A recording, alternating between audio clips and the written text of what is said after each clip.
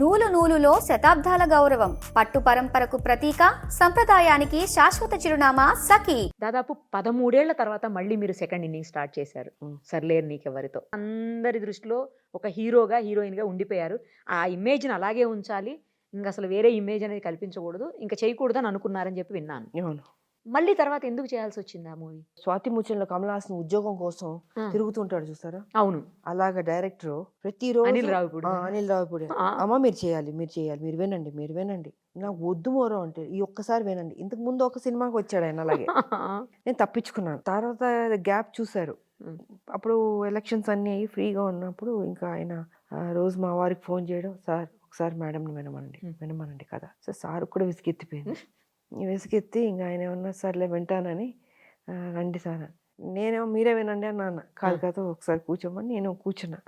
బాగుంది, డిగ్నిఫైడ్గా ఉంది రోడ్లు, అండ్ మహేష్ బాబు బ్యానర్ బాగుంది, అన్నీ బాగుంది. సర్లే పోనీలే బాబు ఇన్నిసార్లు అడుగుతున్నాడు కదా అని అప్పుడు ఒప్పుకున్నాను. అలా ఒప్పించాడు మా ఆయన్ని నన్ను.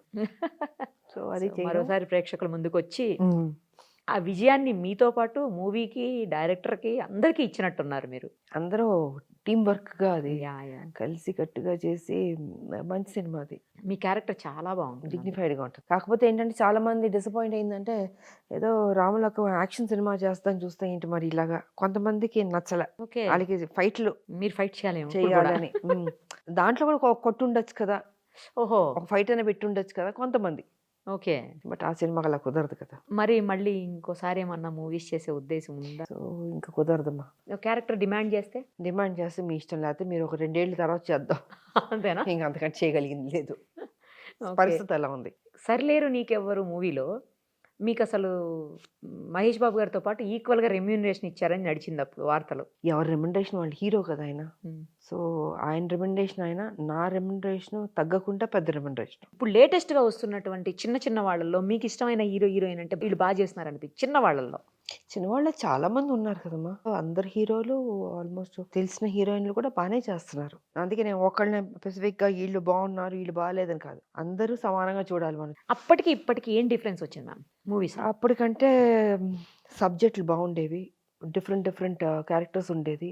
అండ్ 1 year ఆడిన సినిమాలు ఉంటాయి, 2 years ఆడిన సినిమాలు ఉంటాయి. ఇప్పుడు ఏంటంటే 3 రోజులు ఆడితే హిట్ అని, అంటే డిఫరెన్స్. బట్ రెమ్యునరేషన్లు ఎక్కువ ఇప్పుడు. అప్పుడు పని ఎక్కువ, డబ్బు తక్కువ. ఇప్పుడు పని తక్కువ, డబ్బు ఎక్కువ. యాడ్ల రూపంలో కావచ్చు, సినిమా అంటే పాన్ ఇండియా అంటే వరల్డ్ వైడ్గా వెళ్ళిపోతున్నారు కదా. సో న్యాచురల్గా బడ్జెట్లు పెరిగినాయి, రెమ్యునరేషన్లు పెరిగినాయి. అప్పుడంటే ఎంత రెమ్యునరేషను 1 monthలో ఫినిష్ చేయాలి సినిమా అని ఉండేది. ఇప్పుడంటే 1 year డిఫరెంట్గా స్టైల్లోకి వెళ్ళిపోయింది ఇప్పుడు సినిమాలు. లేటెస్ట్గా ఏం మూవీ చూసారు మ్యామ్? చూస్తుంటారా అసలు ఎప్పుడన్నా? రేర్ అది. ఏం చూసారు లాస్ట్ మూవీ? ఏం చూసాను నేను, చిన్న సినిమాలు చూసుంటాను నేను. అవునా?